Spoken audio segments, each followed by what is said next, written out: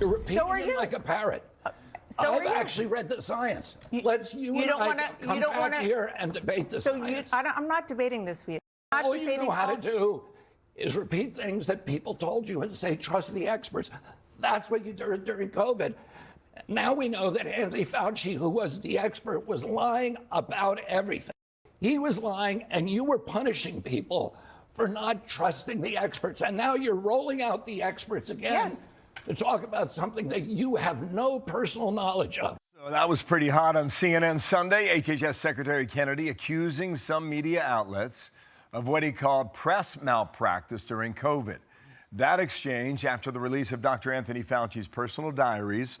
They also reveal a private feud with my next guest. The governor of Florida, Ron DeSantis, is here. And Governor, good morning to you. You took a very contrarian position during COVID, and that was well known. With the restaurants, the bars, keeping schools open, keeping your state open. Not initially, but a few weeks into it, all right? I don't know where to begin, but I'll start here, okay? On the diaries, August 2021. Besides being a total jerk, he is causing people to die in his home state.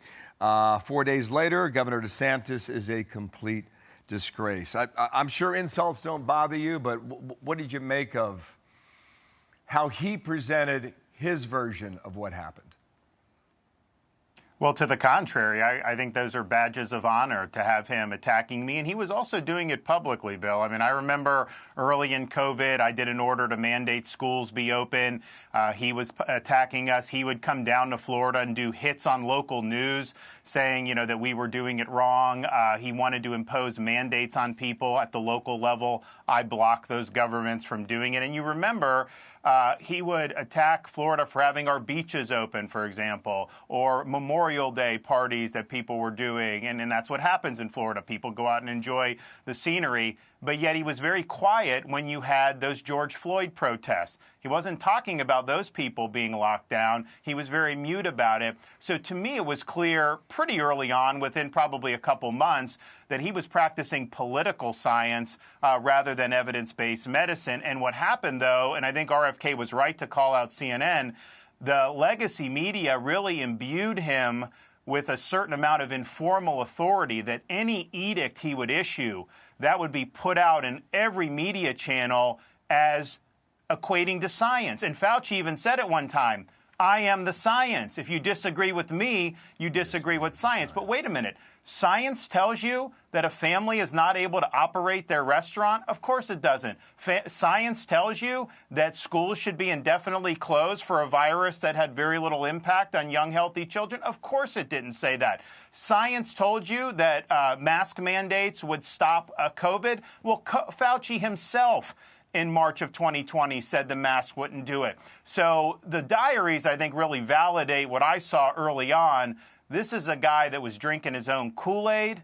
He was venerated by the media. I think he liked the fact that he had a lot of this informal power when he was issuing these recommendations and telling governors and mayors to do some of the draconian things that were actually done. It had a really negative effect on a lot of societies throughout this country. And I would say we don't want a Fauci Florida. A Fauci city or a Fauci state basically was a dystopia where you had businesses reeling, people's liberties curtailed, and kids left on the sideline unable to access education. So I'd forgotten about this, but reading it earlier today, I remember it now. He was arguing about a spread. You said it was a cluster, and he wrote in his diary that you were correct about that. He also said you're a Trumper and a real problem. Screw people dying, save the economy. Here is a clip from a podcast, July of 2022. Listen here. I wonder if you would recommend locking down schools if you had to do it all over again.